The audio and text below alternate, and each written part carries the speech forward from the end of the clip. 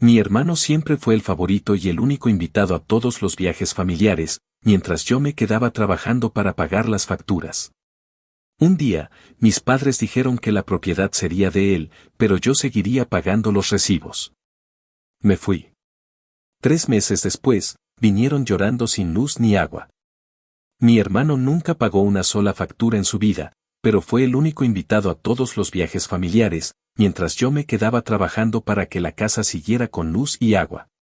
No era algo de 1 año o 2, sino un patrón que se repetía desde que tenía memoria.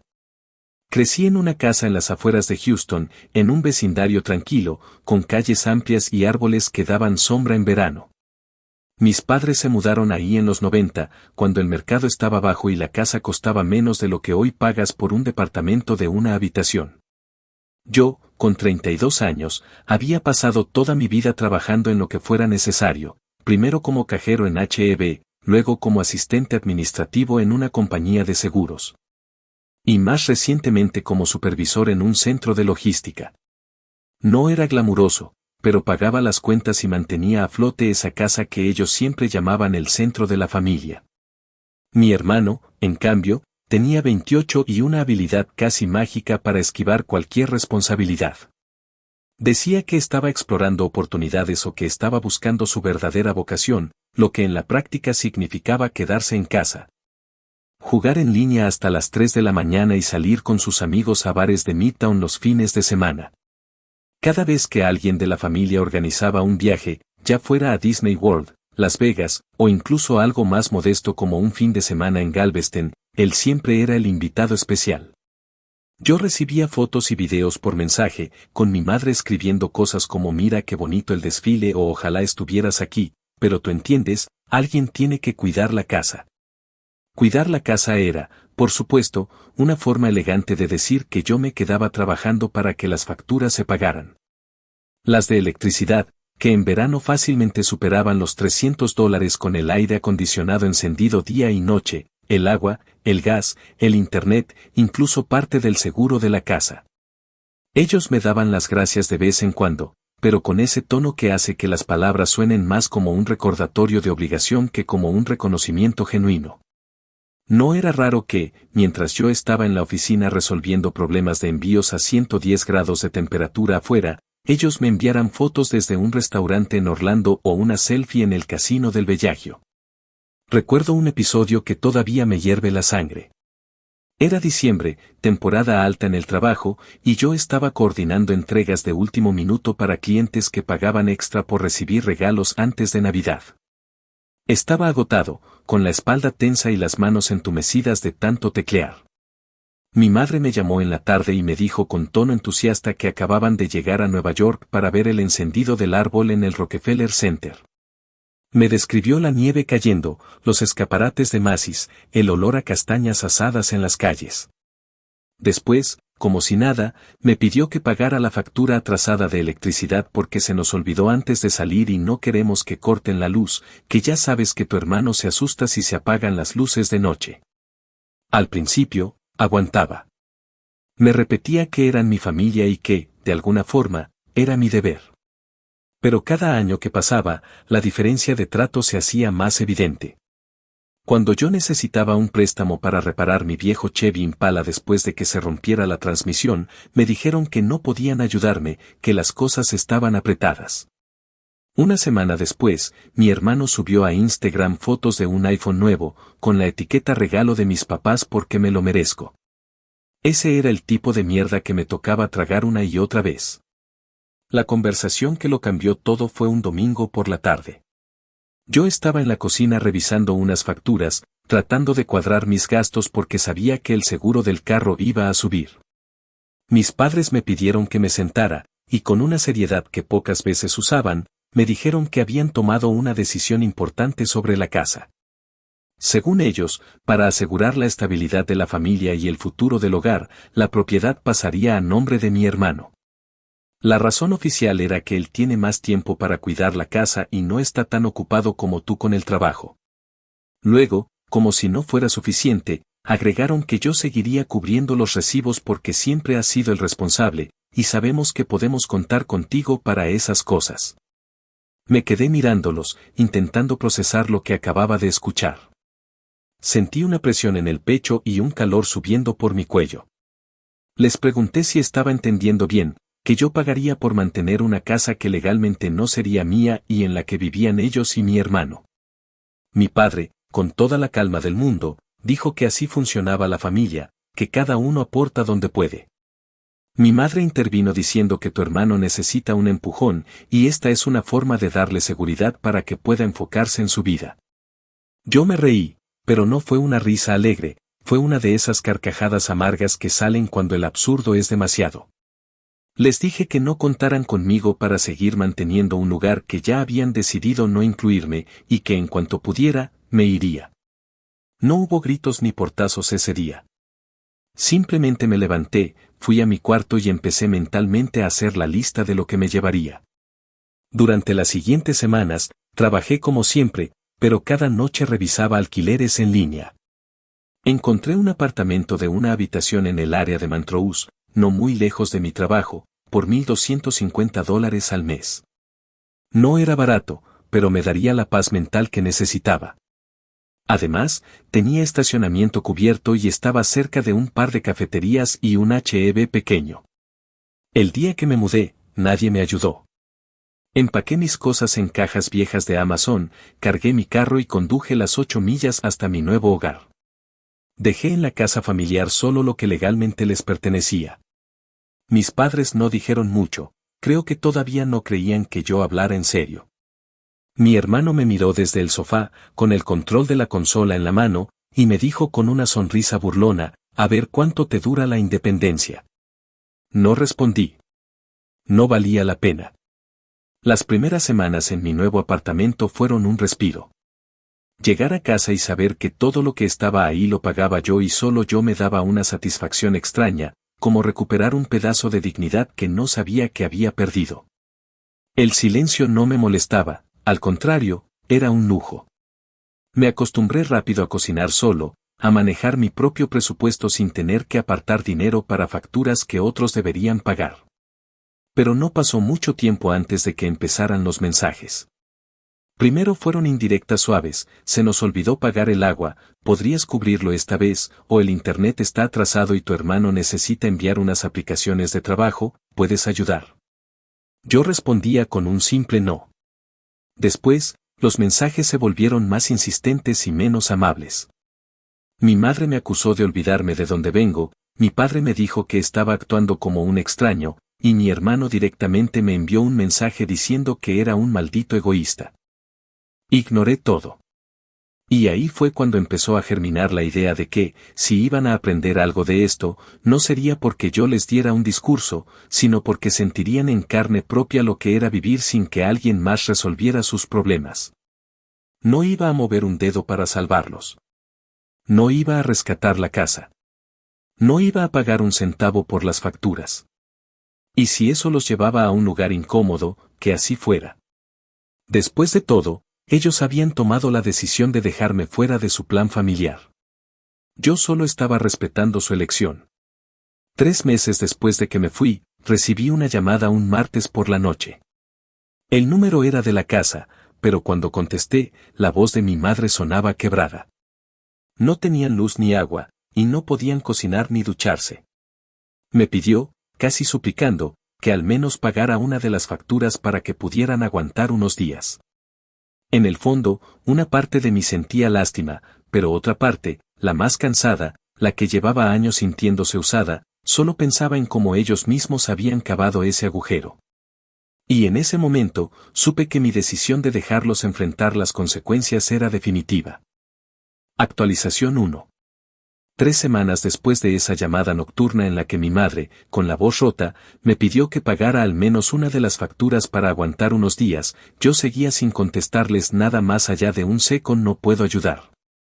La decisión que había tomado de cortar cualquier tipo de apoyo no era un impulso ni un capricho, era la conclusión de años de cargar con responsabilidades que no me correspondían. No era que no tuviera el dinero, porque podía haber cubierto sin problema la factura de la luz o del agua. Era que ya no estaba dispuesto a ser la red de seguridad eterna de personas que me habían dejado fuera cuando se trataba de algo tan importante como la casa familiar. Lo que me sorprendió fue lo rápido que la situación en la que se encontraban comenzó a deteriorarse y lo pronto que esa tranquilidad aparente que tenían empezó a caerse a pedazos. Me enteraba de las cosas por terceros, porque la comunicación directa con ellos se había reducido a mensajes cortos y llamadas perdidas.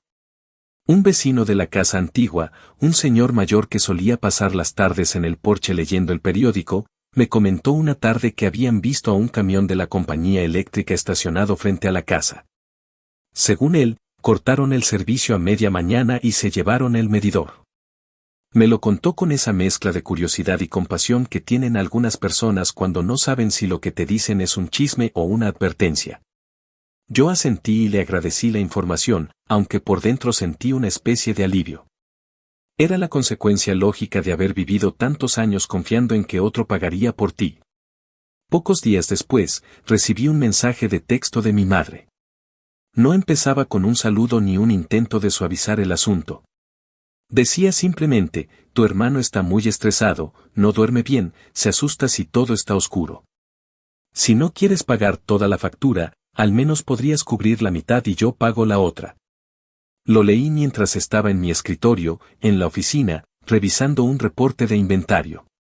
La imagen mental de mi hermano, un hombre hecho y derecho que había pasado años sin trabajar.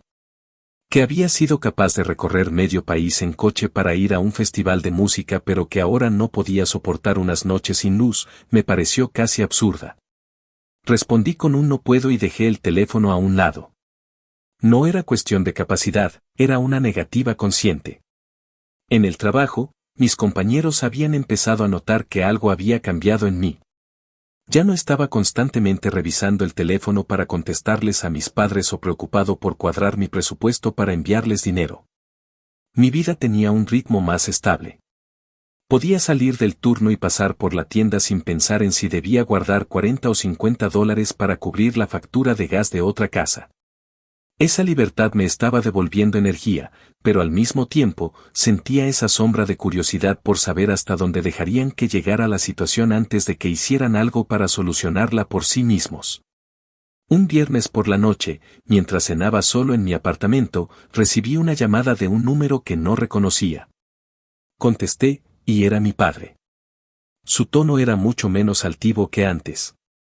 Me dijo que sabía que estaba molesto, que entendía que necesitaba mi espacio, pero que esto, refiriéndose al corte de luz, estaba afectando a todos y que yo siempre había sido el fuerte de la familia. La ironía no se me escapó. Llevaba toda mi vida escuchando que yo debía ser el fuerte, el responsable, el que no se quejaba. Y ahora querían usar esa misma narrativa para que volviera a pagar.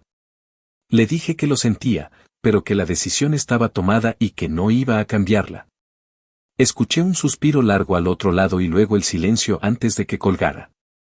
Mientras ellos lidiaban con noches a oscuras, yo seguía construyendo mi rutina. Empecé a correr por las mañanas en el Parque Buffalo Bayou, algo que jamás había tenido tiempo o energía para hacer antes.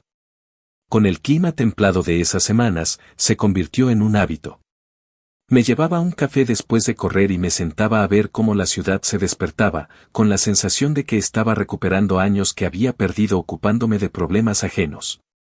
No era que quisiera que sufrieran, pero tampoco iba a intervenir para evitar que enfrentaran las consecuencias de su propia negligencia. Pasó poco más de una semana antes de que llegara la siguiente indirecta, esta vez en forma de una historia en redes sociales. Mi madre subió una foto de una mesa con velas encendidas, platos de papel y botellas de agua. El texto decía algo como haciendo lo mejor que podemos con lo que tenemos acompañado de un emoji triste. Sabía que era un mensaje dirigido a mí, aunque públicamente parecía una queja general sobre tiempos difíciles. Lo ignoré. Incluso dejé de seguir sus cuentas por un tiempo para no tener que ver ese tipo de publicaciones. Era un juego de manipulación emocional al que ya no estaba dispuesto a jugar.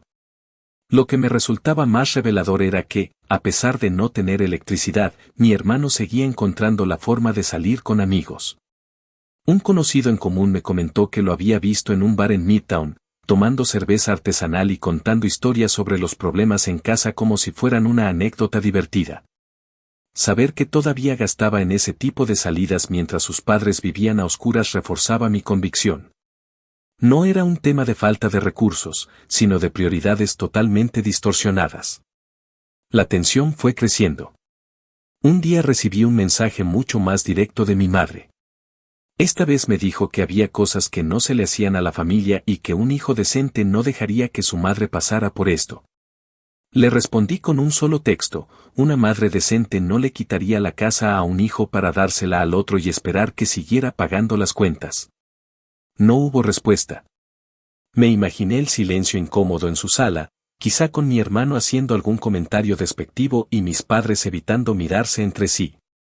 En medio de todo esto, tuve una conversación con una amiga de la infancia, que había vivido algo parecido con sus propios padres. Me dijo algo que se me quedó grabado: cuando dejas de rescatar a la gente, empiezan a aprender a nadar o se hunden. Pero nunca aprenden mientras tengas la balsa lista. Era exactamente lo que estaba ocurriendo. Durante años, yo había sido la balsa que evitaba que se hundieran, y ahora que no estaba, tenían que decidir si iban a moverse para salvarse o dejar que la corriente los llevara.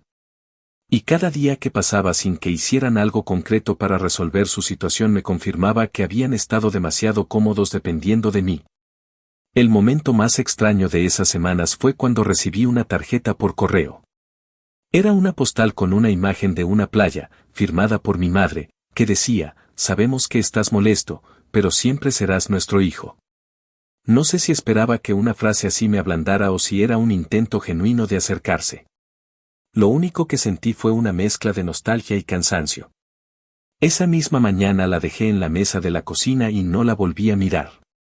Para cuando se cumplió el primer mes sin electricidad en su casa, yo ya no esperaba que me buscaran con un plan o una propuesta concreta.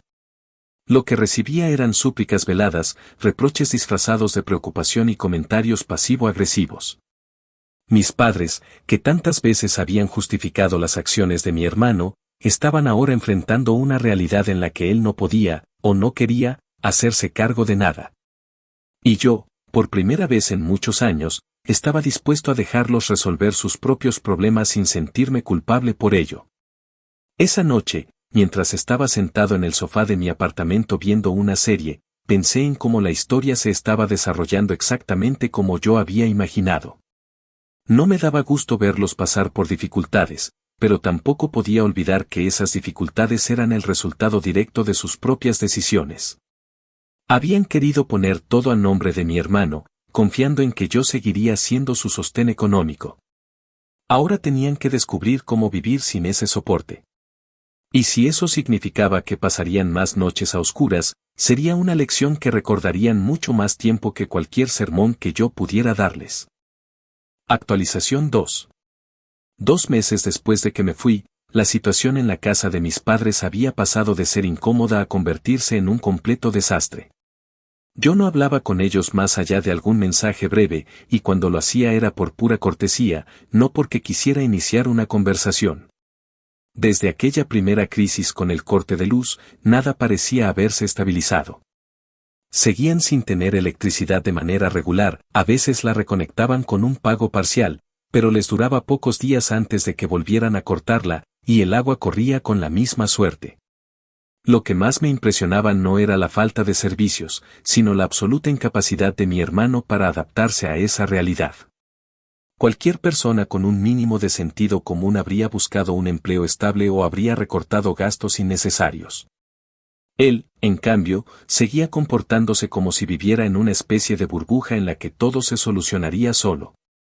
Una tarde de sábado, estaba en la fila de la gasolinera llenando el tanque de mi carro cuando vi que un número desconocido me llamaba. Contesté y era un vecino del antiguo barrio, el señor Franklin, un tipo que siempre había sido amable conmigo. Me dijo que creía que debía saber que habían vendido mi viejo Chevy Impala, el que había dejado en la cochera el día que me mudé.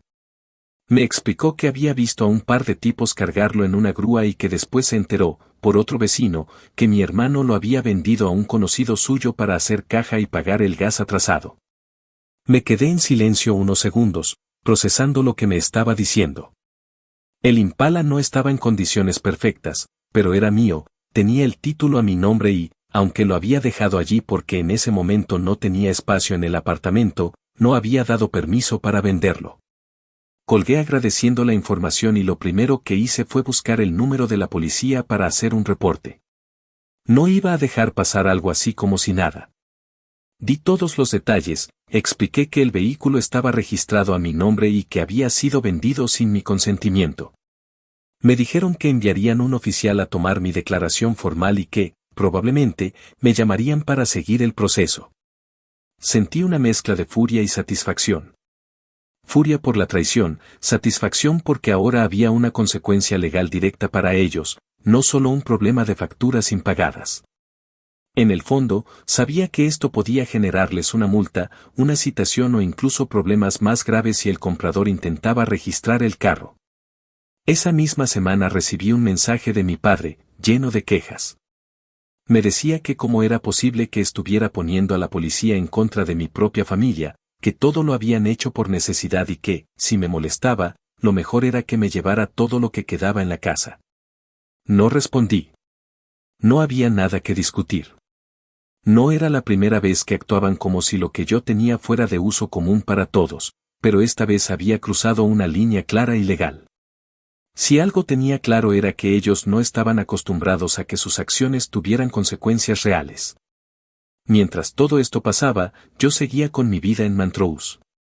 En el trabajo había logrado un aumento gracias a que uno de los supervisores renunció y me dieron parte de sus responsabilidades. Eso significaba que podía ahorrar un poco más y, por primera vez en años, tenía una cuenta de ahorros que no se vaciaba para cubrir emergencias ajenas. Con ese extra, compré algunos muebles que me faltaban y hasta me permití un fin de semana en Austin, donde me hospedé en un hotel modesto pero cómodo y comí en restaurantes sin sentir que debía justificar el gasto. Esa sensación de independencia no tenía precio. Sin embargo, las señales de que la situación en la casa familiar empeoraba seguían llegando. Un conocido en común me contó que había visto a mi hermano caminando desde la casa hasta una parada de autobús, con una mochila vieja y cara de fastidio. Al parecer, el carro de mis padres también estaba teniendo problemas y no podían costear la reparación. Me reí solo, no por burla, sino por la ironía, años evitando responsabilidades y ahora todo se les venía encima a la vez. Lo más llamativo era que, según me dijeron, mi hermano había perdido un trabajo temporal que tenía en una tienda de electrónica porque llegó tarde varias veces y discutió con el gerente. No era un empleo que pagara mucho, pero habría sido suficiente para aportar algo y, quizás, reconectar los servicios de manera permanente. Pero claro, para él siempre había una excusa perfecta. Un martes por la mañana recibí un correo electrónico de una dirección que no reconocía. Era una notificación del departamento legal de la ciudad sobre el caso del Impala. El comprador había intentado registrarlo y la policía había bloqueado el trámite. Eso había generado una investigación formal y, como el carro estaba a mi nombre, me pedían confirmar si quería proceder con cargos. No lo dudé. Respondí que sí. No era venganza gratuita, era la consecuencia directa de haberse tomado la libertad de vender algo que no les pertenecía. Sabía que eso podía significar más multas y costos legales para mi hermano, y probablemente un enfrentamiento con el comprador, pero no era mi problema. A mediados de ese mes, un amigo me envió una captura de pantalla de una publicación de mi hermano en redes sociales. Era un texto largo que hablaba de cómo algunas personas de sangre son más traicioneras que los extraños y que el dinero cambia a la gente. No decía mi nombre, pero estaba claro a quién se refería. Lo curioso era que muchos de los comentarios eran de sus amigos habituales, esos con los que salía a bares, diciendo que esperaba que todo se resolviera pronto o que la familia es lo más importante. Ninguno de ellos parecía enterado de que estaba hablando de vender el carro de otra persona. Yo no respondí ni me defendí. No iba a entrar en ese circo. El día que más me marcó en esa etapa fue cuando recibí una llamada de un número que sí conocía. Era la compañía de agua de la ciudad. Me dijeron que, como yo había sido el titular de la cuenta hasta hace unos meses, querían confirmar si sabía que había un atraso de más de 90 días en el pago y que el servicio estaba suspendido. Les expliqué que ya no vivía allí y que no era responsable de la cuenta. Colgué y me quedé pensando en cómo, incluso en cosas tan básicas como tener agua corriente, no habían tomado medidas para asegurarse de mantenerlo. Era como si esperaran que, en el último momento, yo apareciera a salvarlos. Por las noches, en mi apartamento, me encontraba reflexionando sobre lo rápido que estaban cayendo las piezas del castillo de naipes que habían construido. Durante años habían creído que podían tomar decisiones sin pensar en las consecuencias porque siempre habría alguien, yo, para amortiguar el golpe. Ahora que ese alguien no estaba, el golpe era directo y cada vez más fuerte. Y aunque no me alegraba de verlos así, tampoco me sentía culpable. Habían tomado una decisión consciente al quitarme cualquier derecho sobre la casa pero mantenerme como pagador de las facturas. Esto que vivían ahora era simplemente el resultado natural de esa lógica retorcida. A finales del segundo mes desde que me fui, la tensión parecía haberse convertido en desesperación. Mi madre me dejó un mensaje de voz, algo que rara vez hacía. Su tono era diferente, más cansado que enojado. Decía que estaban pasando por un momento difícil y que quizás todos habíamos cometido errores, pero que esperaba que pudiera dejar todo atrás por el bien de la familia. Escuché el mensaje completo, lo borré y no respondí. Ya no se trataba de reconciliarse o no, se trataba de no volver a ponerme en una posición en la que me vieran como una solución automática. El último detalle que cerró ese mes fue una llamada del oficial encargado del caso del Impala. Me dijo que el comprador había devuelto el carro, que estaba en un lote municipal, y que podía pasar a recogerlo o pagar para que me lo entregaran en otro lugar.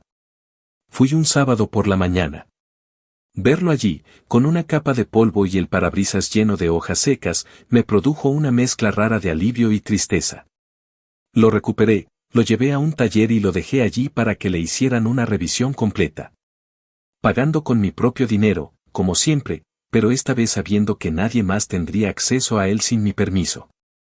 Mientras conducía de regreso a mi apartamento, pensé que todo aquello, la venta ilegal, la investigación, la recuperación del carro, era un símbolo perfecto de lo que estaba ocurriendo en general. Por primera vez, estaba recuperando lo que era mío y no permitiendo que otros lo manejaran a su antojo. Y aunque la historia con mis padres y mi hermano todavía no había terminado, ya estaba claro que cada paso que daban sin mi ayuda los llevaba un poco más cerca de enfrentar, sin atajos ni rescates, las consecuencias de sus propias decisiones. Actualización 3. 6 meses después de que me fui de la casa, la situación ya había pasado de ser un problema temporal a convertirse en un estado crónico. Lo que al principio pensé que serían unos cuantos tropiezos mientras aprendían a manejarse solos, se había convertido en una especie de espiral descendente donde cada decisión que tomaban parecía empeorar las cosas.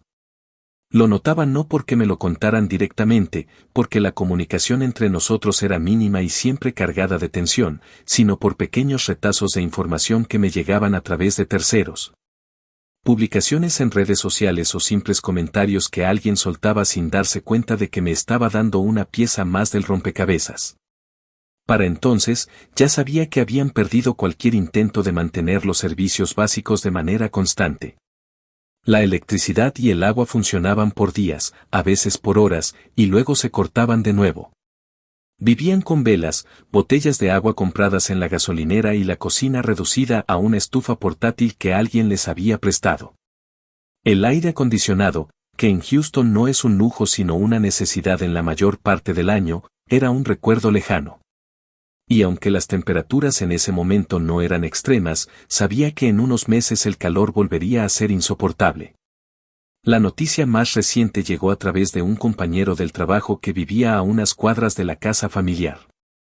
Me dijo que había visto a mi hermano afuera, discutiendo con un repartidor de UPS porque no le iban a dejar un paquete sin firma.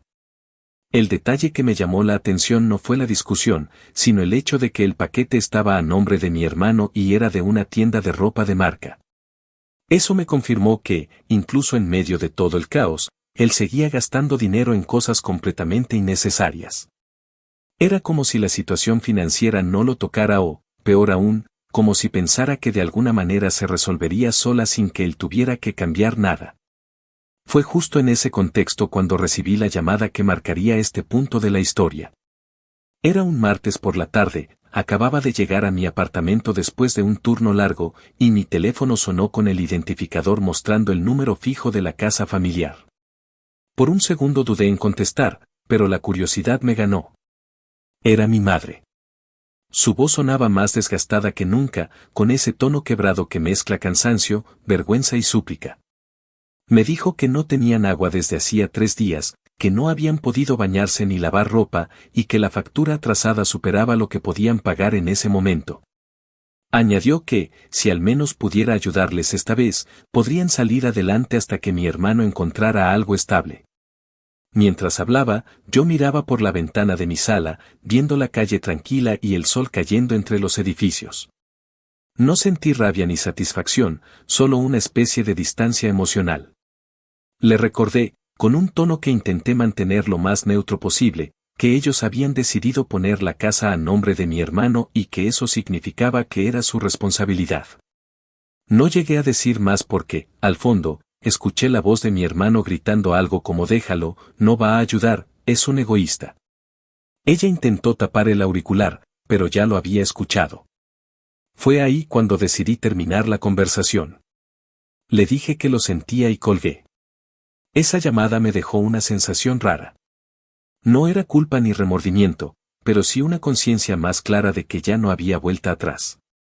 Hasta ese momento, parte de mí pensaba que tal vez, con el tiempo, las cosas se calmarían y podríamos tener una relación civil. Pero cada vez que mi hermano intervenía para insultarme o desacreditarme en medio de una conversación seria, me recordaba que cualquier intento de acercamiento sería en vano mientras él siguiera actuando como un parásito con patente familiar. Poco después, comenzaron las indirectas públicas. Mi madre publicó en Facebook una imagen con una frase de esas que parecen sacadas de un póster motivacional barato, la familia siempre está ahí, incluso cuando los demás te dan la espalda. No me mencionaba, pero no hacía falta. La publicación estaba llena de comentarios de conocidos diciendo cosas como ánimo, todo pasa o Dios proveerá. Yo no reaccioné ni entré en discusiones. Aprendí que el silencio, en estos casos, era más efectivo que cualquier justificación que pudiera dar.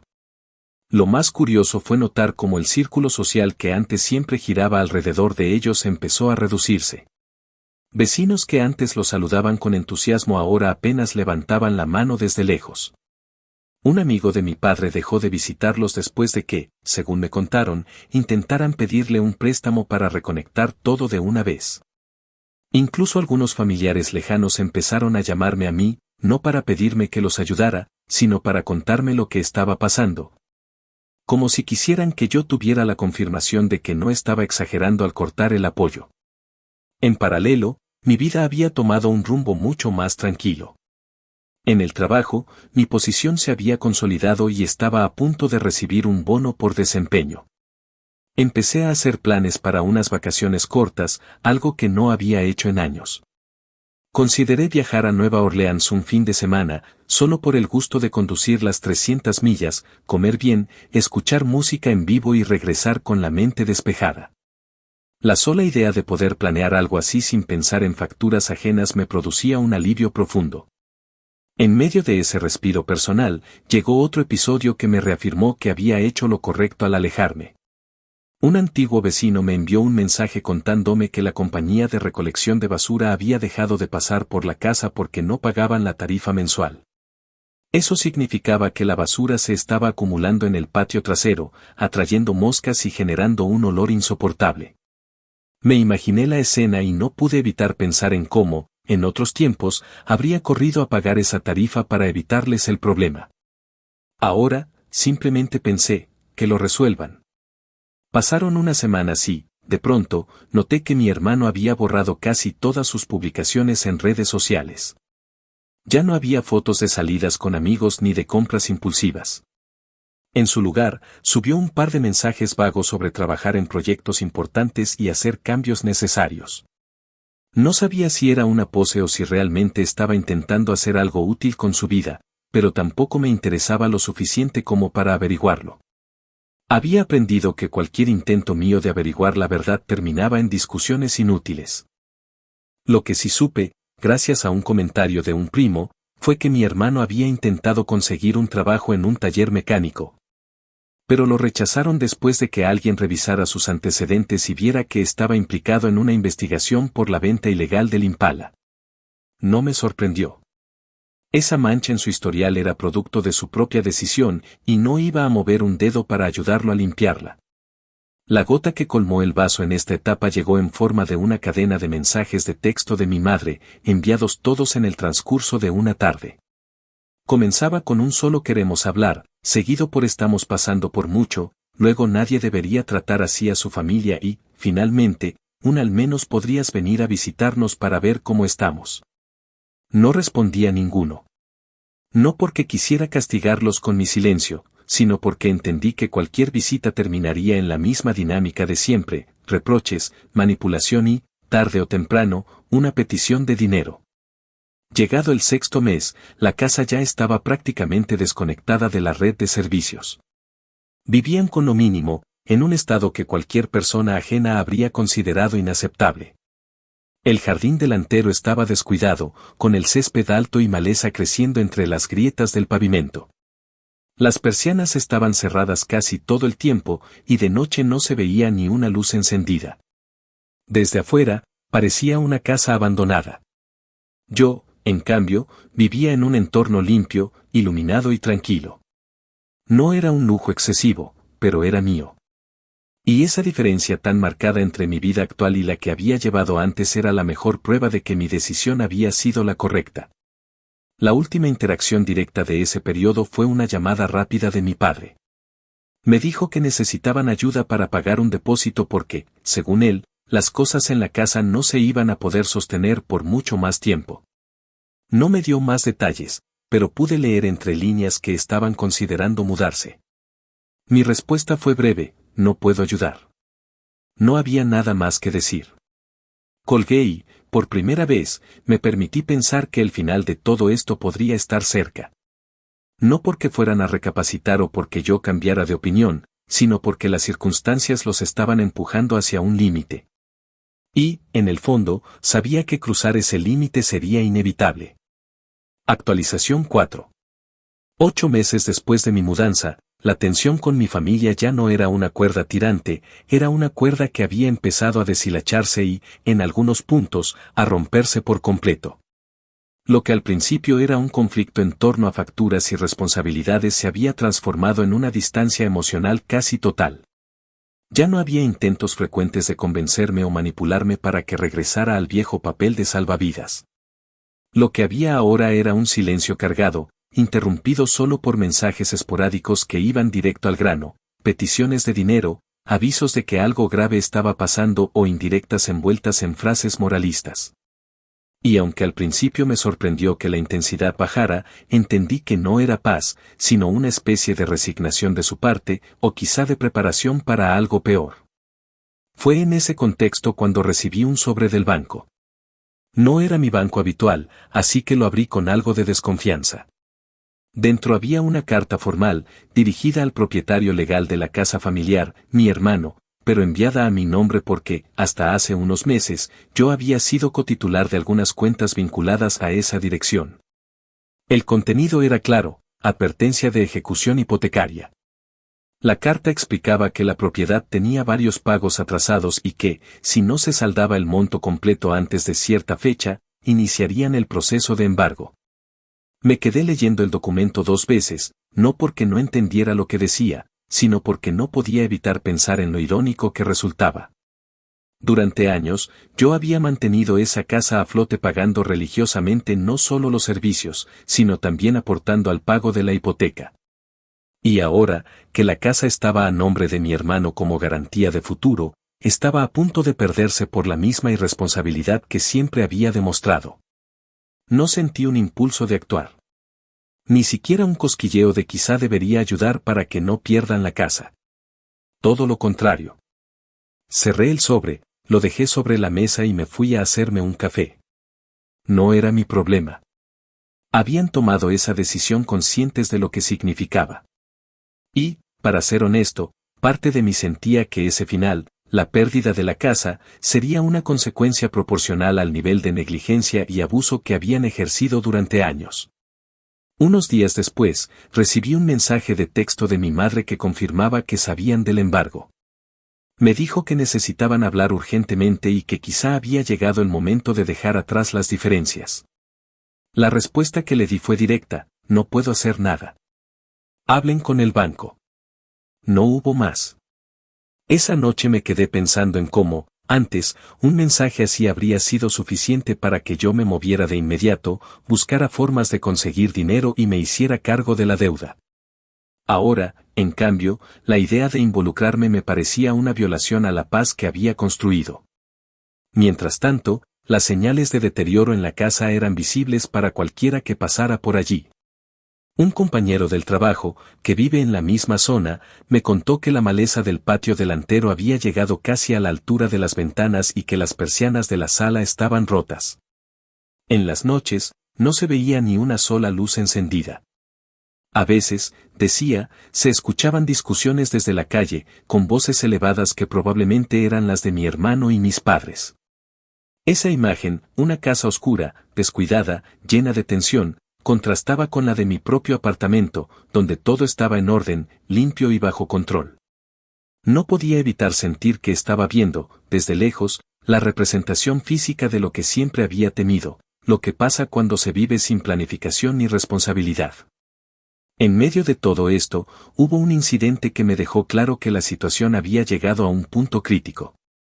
Estaba en la fila del supermercado un sábado por la mañana y detrás de mí escuché una voz conocida.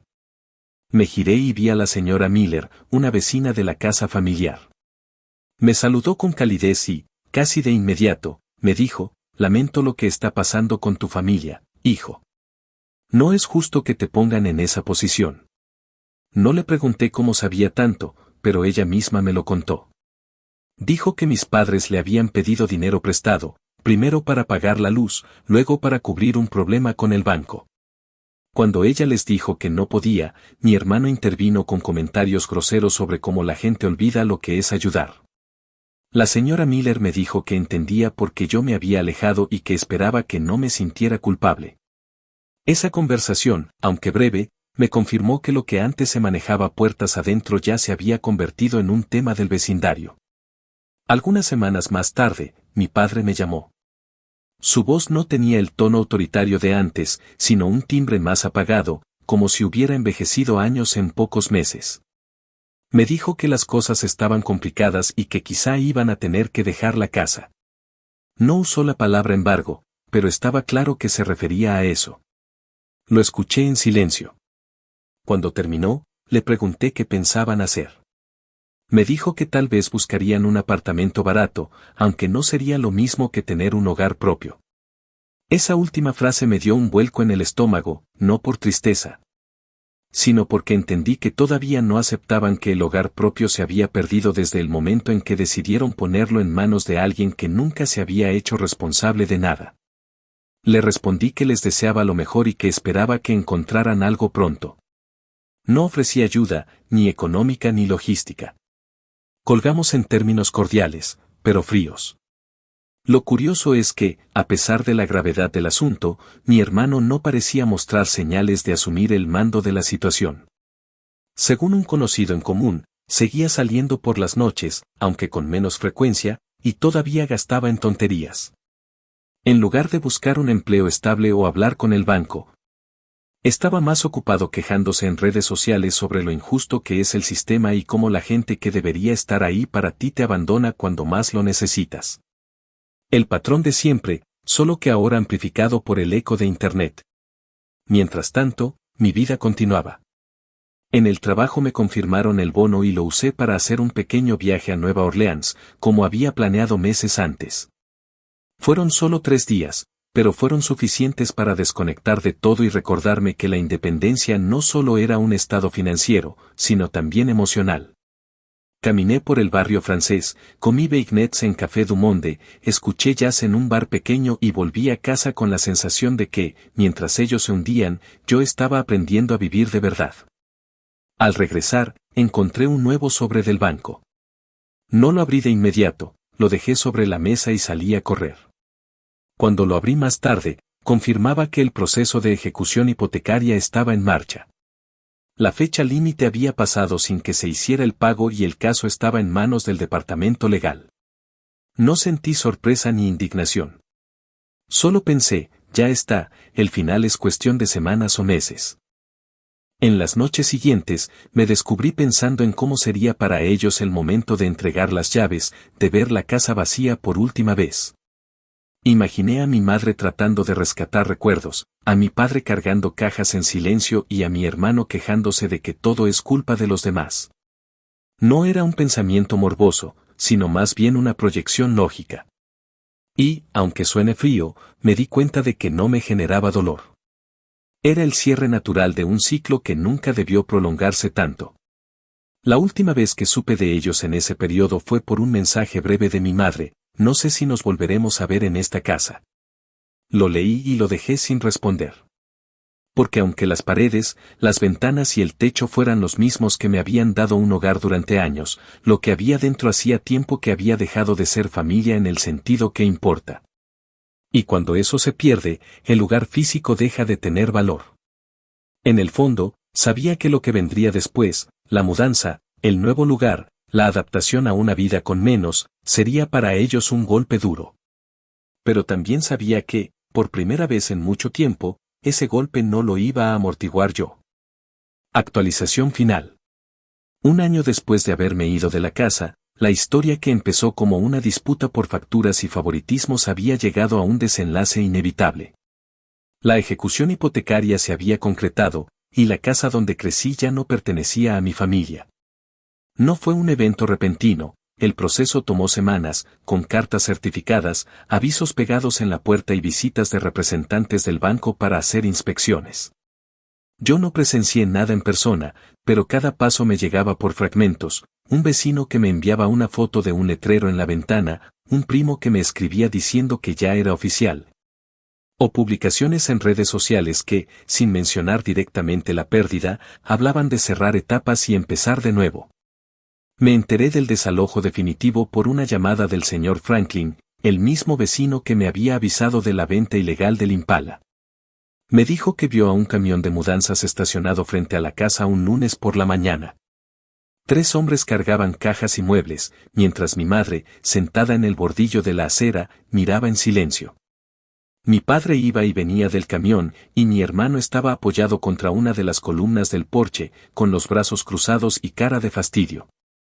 Franklin me dijo que no había visto lágrimas ni abrazos, solo un ambiente pesado, como si todos estuvieran demasiado cansados para discutir.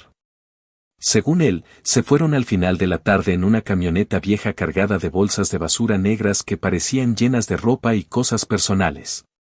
No tuve que preguntar a dónde iban. Un par de días después, supe que se habían mudado a un complejo de apartamentos en San Antonio, en un vecindario de renta baja.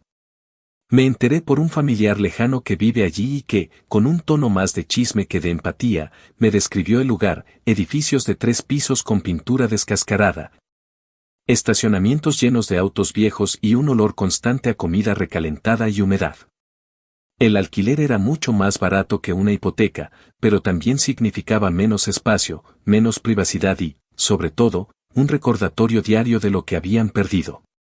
La primera vez que supe que estaban intentando adaptarse a esa nueva vida fue cuando, por casualidad, los vi en persona.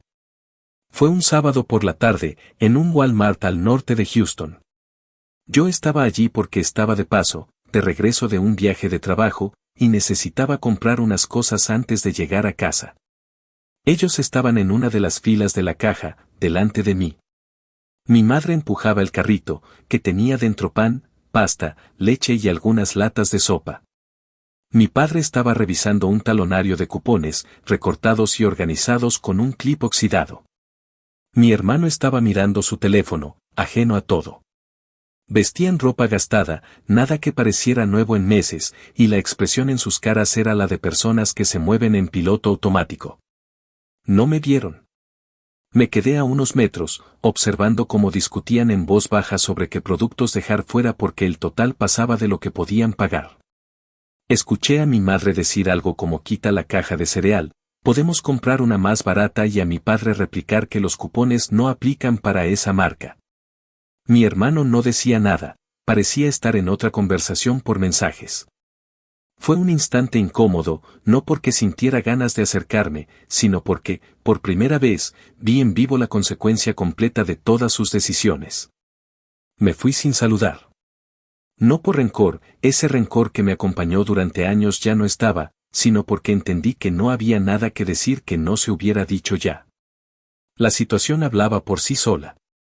Ellos estaban viviendo la vida que habían elegido, con las reglas que habían impuesto, y yo estaba viviendo la mía, libre de ese peso. En las semanas siguientes, las pocas noticias que recibía de ellos eran inconsistentes. Un día, un primo me contaba que mi hermano estaba buscando trabajo en serio esta vez. Otro día, un vecino del complejo de apartamentos me decía que lo había visto pasar las tardes jugando baloncesto en la cancha del conjunto y que, según los comentarios, todavía no trabajaba. Mis padres, por su parte, parecían estar más callados que nunca. Ya no enviaban mensajes pidiéndome que pagara facturas, pero tampoco mostraban interés en retomar el contacto. Era un silencio distinto al de meses atrás, no era hostil, pero tampoco era un puente tendido. Yo, mientras tanto, había alcanzado un nivel de estabilidad que no recordaba haber tenido en toda mi vida adulta. El apartamento en Montrose estaba completamente amueblado a mi gusto, con plantas en las ventanas, una cocina ordenada y un sofá cómodo donde podía leer o ver películas sin interrupciones. En el trabajo, me habían ofrecido una oportunidad para liderar un proyecto importante, y con el aumento correspondiente, mis ahorros crecían mes a mes. Incluso empecé a considerar comprar mi propio lugar, algo pequeño pero mío, sin que nadie pudiera cuestionar mi derecho a vivir allí. El recuerdo de la casa familiar ya no me provocaba esa mezcla de nostalgia y rabia que antes me atravesaba. Ahora la veía como un símbolo de todo lo que había tolerado demasiado tiempo y de cómo había aprendido, a la fuerza, a poner límites. Cuando alguien me preguntaba por mi familia, respondía con una versión corta y sin detalles: no hablamos mucho, pero espero que estén bien. No era una mentira, pero tampoco una invitación a profundizar. La única interacción directa que tuve con mi hermano en todo ese tiempo fue a través de un mensaje que me llegó por sorpresa. Era de madrugada, y decía simplemente: supongo que estás feliz ahora. Lo leí medio dormido y no respondí. No porque no tuviera algo que decir, sino porque cualquier respuesta, por sincera o mesurada que fuera, solo abriría la puerta a la misma dinámica de siempre. Lo dejé en visto y lo borré a los pocos días. Un mes más tarde, recibí un correo electrónico de mi madre. No era un reclamo ni una súplica. Era breve, casi frío: nos estamos acomodando como podemos. No te preocupes por nosotros. No supe cómo interpretarlo. Podía ser una forma de cerrar el capítulo o, quizás, un intento de mostrar independencia. Decidí tomarlo al pie de la letra. En retrospectiva, creo que lo que más me marcó de todo este año no fue verlos perder la casa o mudarse a un lugar más modesto. Fue darme cuenta de que mi vida mejoró de manera exponencial desde el momento en que dejé de asumir sus problemas como propios. Aprendí que la lealtad mal entendida puede ser una cadena más pesada que cualquier deuda, y que romper esa cadena no es un acto de egoísmo, sino de supervivencia. Ahora, cuando paso por el viejo vecindario, veo la casa con nuevos dueños. El césped está cortado, las ventanas abiertas, y hay macetas con flores en el porche. Me gusta pensar que el lugar, al menos, volvió a tener vida. Yo sigo con la mía, sin remordimientos, sin ganas de volver atrás, y con la certeza de que, si alguna vez vuelvo a ponerme en una situación de sacrificio por alguien, será porque lo elijo, no porque me lo imponen. Esa es, para mí, la verdadera venganza: no verlo sufrir, sino verme a mí mismo viviendo mejor que nunca, sin cadenas, sin deudas que no me corresponden y sin el peso de una familia que, durante años, confundió amor con obligación.